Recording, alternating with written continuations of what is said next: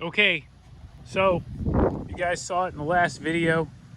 There she is, the El Camino. I'm really happy that we were able to get this bad boy. This is a 1986, for those of you who didn't see the last video. This is a 1986 Chevy El Camino SS.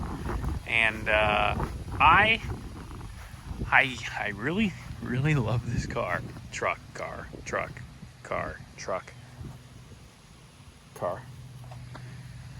Anyway, car. This is a really sweet, classic automobile by today's standards. If you guys are not familiar with these, it's really a G-body, but it has a bed, which is kind of cool. One of the Street Outlaw guys, Kamikaze, he has one that's really, really fast. Cletus has one that's really, really fast. I have one that's really, really slow, but I would like to make it a little faster. So let's talk about this thing for a minute and let's talk about this thing for a few minutes and just go over everything and just some ideas that I have for this fantastic American classic project. So what we're starting with is pretty puny by today's standards. We're talking about a 305. It's a 5-liter engine, but man, they only cranked out like 160, 190. I don't know. I think the Monte Carlos made like 190 because they had that twin snorkel and it was the L69, something like that. But this thing is not that, I don't believe. It does have a four-barrel quadrijet, which is kind of a start on something. And it doesn't necessarily completely lack. I mean, it moves okay. It moves like a freaking Corolla or something. I don't know. But it gets out of its own way for what it is.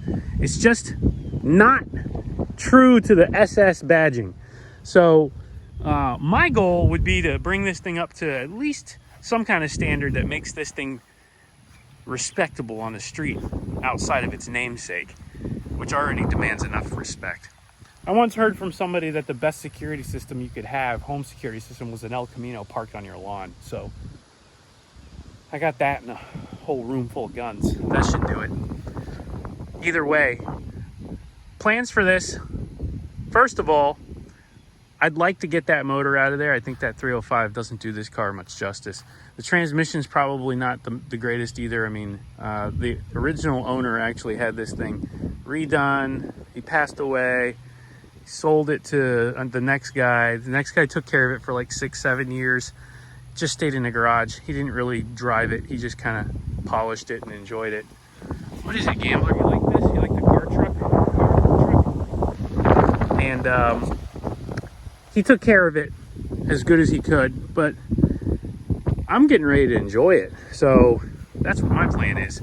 So 305 under the hood. I'd like to scrap that, and rather than try to get any performance out of that, I could hit it with a big shot of nitrous, I guess. Then that'll blow the transmission, that, and everything else to smithereens. But another idea would be to put in a different motor, clearly. So a lot of you are saying LS motor. I like LS motors. That's a good option. The other option, the real option that in my head has been with me since its conception, is a Chevy Sb2 motor. I'd love to do an Sb2 or 2.2. That's, for those of you who don't know, that's a NASCAR engine. So I'd love to do a NASCAR motor in this, a real one. We'll put this sucker in there and just send it like that. That's going to be my goal. If any of you guys out there have any connections to get an Sb2 or something similar, let me know. If you want to be part of this project, let me know. Hit me up. Send me an email, jack@horsepowerlogic.com. Drop a link or drop a comment in the comments below, and maybe you can help me out. We'll see. Either way, I'm gonna need that. I'm gonna need a transmission, clearly, to handle that kind of power, and I'm also gonna need a rear end. I'll probably do like either a 12 bolt or at least an 8.5 10 bolt. We'll see. I think these come with a 7.5 from the factory, which is pretty much useless if you get any traction at all. Maybe we won't get traction. Maybe we'll just leave these Kumas on it and just spin it. out of it, I don't know. But either way, that's, I think, my main goal. I'll give you a little overview. I mean, the car's in really good condition. Interior's all there. It's got a little wear here on the seat, but man, I can live with that. It's not a full-blown rip, but man, it's just a nice car. Someone redid the carpet, someone redid the headliner.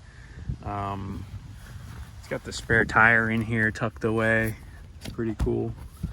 This is like the Smugglers Compartment. You can actually put someone in there, and a whole bunch of drugs and money, guns, everything else. Pretty cool. But overall, this car, I would rate this car an 8.5 out of 10, only because of the interior. The exterior of this thing is absolutely mint. Doors close perfectly. There's no sagging in the doors. The tailgate's great. The bed's great. There's zero rust on this thing. I couldn't find any rust at all. I took the trim pieces off to look around them. There's no rust underneath the trim. Underneath the car, it's the same story. It's really, really clean. Just an overall awesome machine. You can see it's got the air shocks on it still. Look at that. For those of you who have never seen that before, it's one of the options on these cars. And again, just a really clean overall machine. Under the hood, let's take a look. The other guy put a little chrome air lid on it. I have the original air lid, but it's super restrictive, so I took it off. It's sitting in the house. But under here, it's all original. Well, almost original. He put a new AC system in it. AC works. That's another huge plus on this thing. Everything works on this car. All the options work. They went through everything. Checked the plugs, checked oil, checked everything in it. And it is just well taken care of. No leaks. It's been sitting in the garage for a few days and didn't even drop a drip on the ground. So a really clean car overall. Somebody had painted the bumper. This is supposed to be chrome. This is supposed to be chrome. So they painted this black, and they painted this like a dark blue, like a Royal Navy, I guess, to match the interior, which is cool. The side effects are also painted that way as well.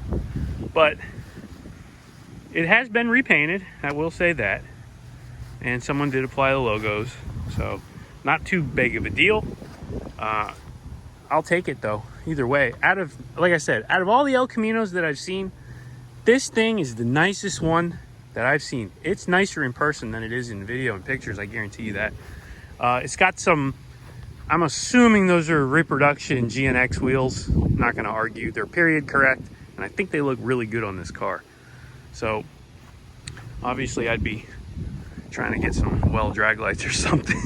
Something cheesy, or at least some drag stars, maybe, I don't know, something. But I do like the GNX look. I think that's a hot street look, and it is period correct, so I'm okay with that. It's just a nice overall car, and I'm really happy to have it. I want to take it out to car shows. It makes me, having a nice car like this makes you want to go out and do stuff. The weather's getting nice down here in Florida. We're finally out of the 90s. We're back in the 80s, which is great. A little breezy, fall's on the way, you can tell. So it's a great time to have a classic car and take it out to some shows, get out there and just enjoy life, because what good is it if you can't?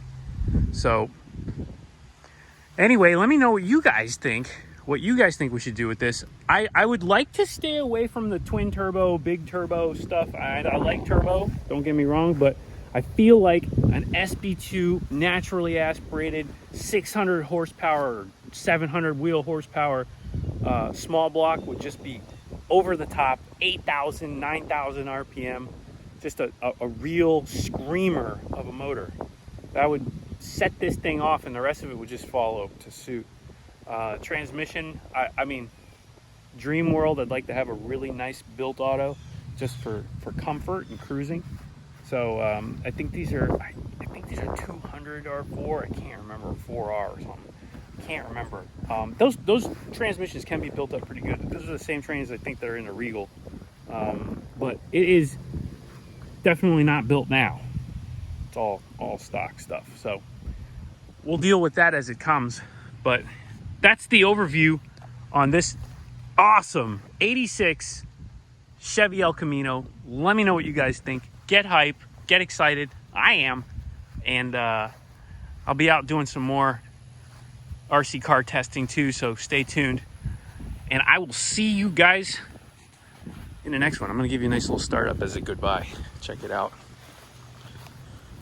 Because it just runs so good.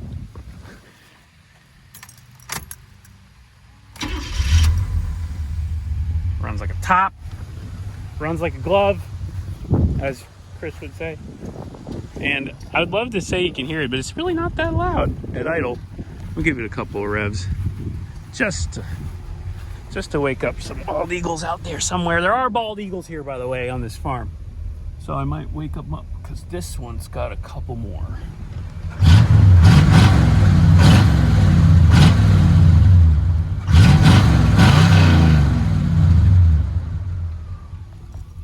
Hide your kids, hide your wives.